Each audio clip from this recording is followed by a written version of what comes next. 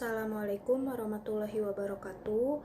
Alhamdulillahirrabbilalamin. Wabihi nasta'in wa ala umuri dunya waddin. Wassalatu wassalamu ala asrofil anbiya'i wal mursalin wa ala alihi wa sahbihi ajma'in, amma ba'du.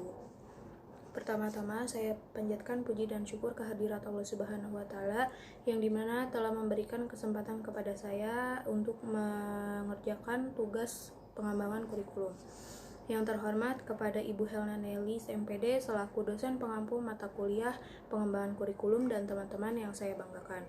Saya Hana Nazkiratul Adawiyah, jurusan Pendidikan Agama Islam dengan NIM 21 12 10 13 0. Di sini saya akan memaparkan materi mengenai komponen-komponen kurikulum. Langsung saja, komponen-komponen kurikulum merupakan hal terpenting yang perlu dipelajari, dikaji, diteliti oleh setiap insan yang notabene mengelola sebuah lembaga pendidikan. Begitu pula memahami model-model pengembangan kurikulum, sebab praktisi pendidikan akan salah arah manakala dia itu buta terhadap keduanya. Komponen kurikulum secara umum dalam dunia pendidikan yang luas menurut Syahodi Sukmadinata teridentifikasi dalam unsur atau anatomi tubuh kurikulum yang utama, yaitu terdiri dari bagian-bagian sebagai berikut. Yang pertama ada tujuan, isi atau materi, strategi, dan evaluasi. Nah, keempatnya itu berkaitan erat satu dengan yang lainnya. Sedangkan Hamid Syarif menguraikan kurikulum secara struktural terbagi menjadi beberapa komponen, diantaranya yaitu yang pertama komponen tujuan. Komponen tujuan berhubungan erat dengan arah atau hasil yang diharapkan secara mikro maupun makro. Tujuan pendidikan memiliki klasifikasi dari mulai tujuan yang sangat umum sampai tujuan khusus yang bersifat spesifik dan dapat diukur, yang kemudian dinamakan dengan kompetensi. Pembahasan lebih lanjut tujuan pendidikan nasional diklasifikasikan menjadi 4. Yang pertama ada tujuan pendidikan nasional atau TPN, merupakan tujuan dan arah pendidikan secara umum yang harus dijadikan patokan atau pedoman bagi setiap lembaga pendidikan di seluruh Indonesia. Maka untuk setiap madrasah di seluruh Indonesia tidak boleh membuat rumusan tujuan sendiri yang keluar dari koridor tujuan pendidikan nasional. Aturan main atau pedoman tujuan pendidikan nasional tertuang dalam Undang-Undang Republik Indonesia terbaru yang telah disahkan oleh anggota DPR RI. Yang kedua ada tujuan institusional atau TI atau lembaga. Tujuan ini dirumuskan oleh masing-masing lembaga sesuai dengan kebutuhan dan kemampuan lembaga dalam mencapai tujuan pendidikan nasional. Ini berarti bahwa tujuan institusional tidak boleh keluar dari bingkai tujuan pendidikan nasional yang telah ditetapkan oleh undang-undang.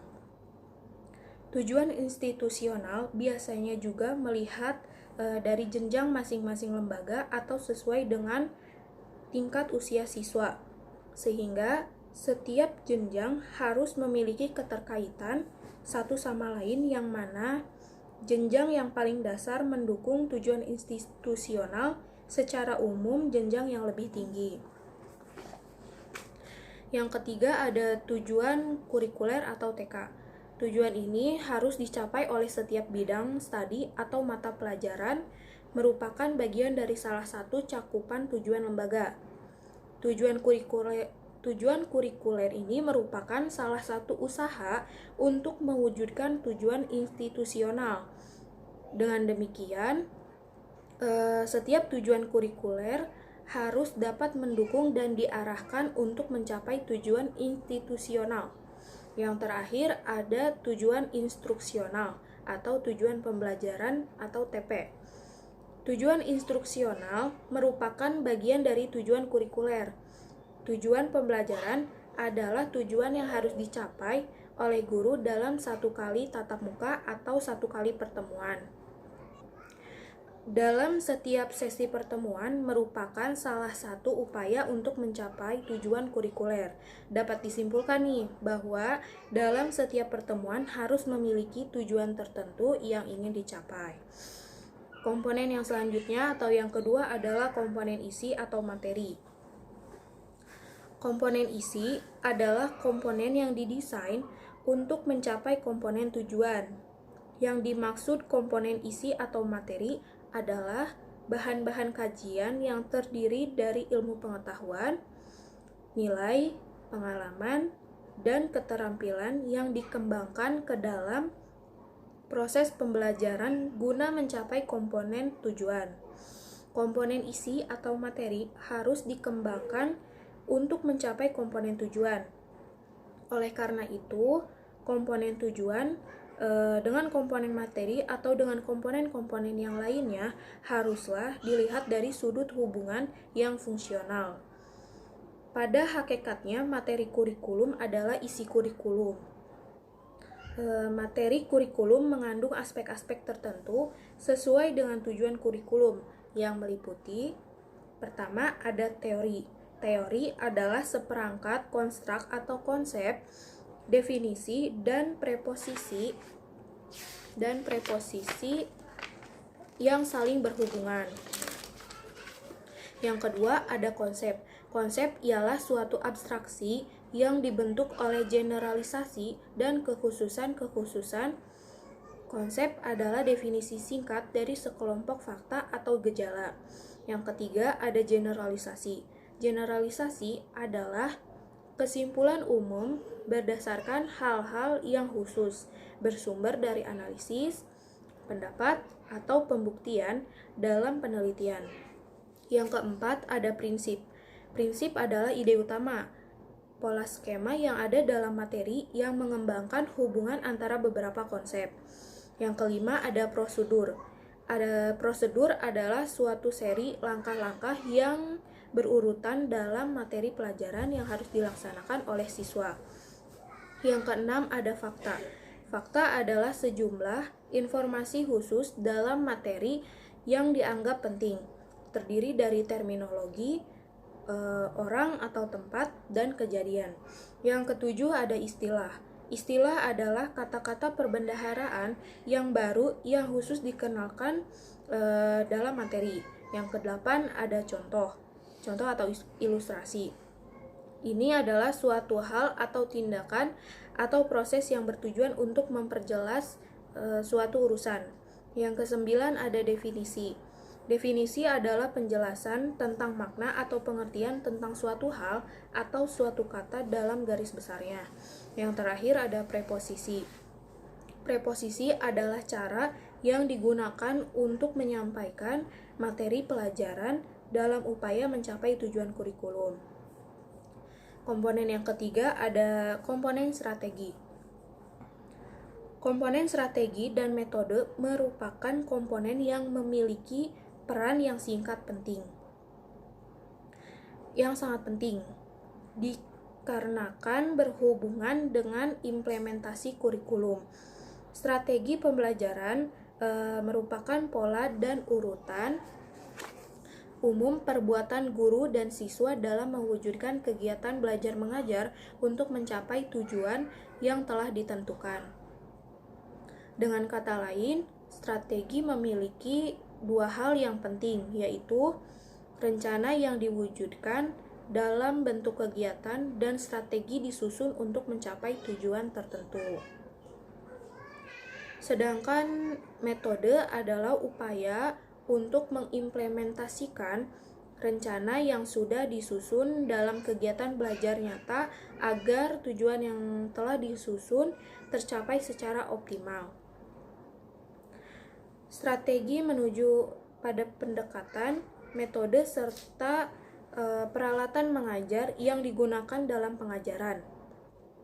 Pada hakikatnya, strategi pengajaran tidak hanya terbatas pada hal itu saja, tetapi menyangkut berbagai macam yang diusahakan oleh guru dalam membelajarkan siswa tersebut. Dengan kata lain, mengatur seluruh komponen, baik pokok maupun penunjang dalam sistem pengajaran. Subandijah memasukkan komponen evaluasi ke dalam komponen strategi. Hal ini berbeda pula dengan pendapat para ahli lainnya yang mengatakan bahwa komponen evaluasi adalah komponen yang terdiri sendiri. Komponen yang terakhir yaitu komponen evaluasi. Komponen evaluasi adalah komponen kurikulum yang dapat diperbandingkan seperti halnya penjaga gawang dalam permainan sepak bola. Memfungsikan evaluasi berarti melakukan seleksi terhadap siapa yang untuk diluluskan dan siapa yang belum berhak untuk diluluskan. Karena itu, siswa yang dapat mencapai targetlah yang berhak untuk diluluskan. Begitu juga dengan siswa yang tidak mencapai target tidak berhak untuk diluluskan. Dilihat dari fungsi dan urgensi evaluasi yang demikian, dari sudut komponen evaluasi misalnya berapa banyak guru yang mengerjakan suatu mata pelajaran yang sesuai dengan latar belakang pendidikan guru dan ditunjang pula oleh media dan sarana belajar yang memadai serta murid yang normal. Evaluasi ditujukan untuk menilai pencapaian tujuan-tujuan yang telah ditentukan serta menilai proses pelaksanaan mengajar secara keseluruhan. Setiap kegiatan akan memberikan umpan balik, demikian juga dalam pencapaian tujuan belajar dan proses pelaksanaan mengajar. Umpan balik tersebut digunakan untuk mengadakan berbagai usaha penyempurnaan baik bagi penentuan dan perumusan tujuan mengajar, penentuan sekuens bahan ajar, strategi dan media mengajar. Selanjutnya ada kesimpulan. Komponen-komponen kurikulum meliputi tujuan kurikulum, komponen isi atau materi, komponen strategi, dan komponen evaluasi. Tujuan kurikulum meliputi tujuan nasional, institusional, kurikuler, dan instruksional. Komponen isi meliputi ilmu pengetahuan, nilai, pengalaman, dan keterampilan yang dikembangkan ke dalam proses pembelajaran guna mencapai komponen tujuan. Komponen strategi pembelajaran merupakan pola dan urutan umum perbuatan guru dan siswa dalam mewujudkan kegiatan belajar mengajar untuk mencapai tujuan yang telah ditentukan. Yang terakhir, evaluasi ditujukan untuk menilai pencapaian tujuan yang telah ditentukan serta menilai proses pelaksanaan mengajar secara keseluruhan.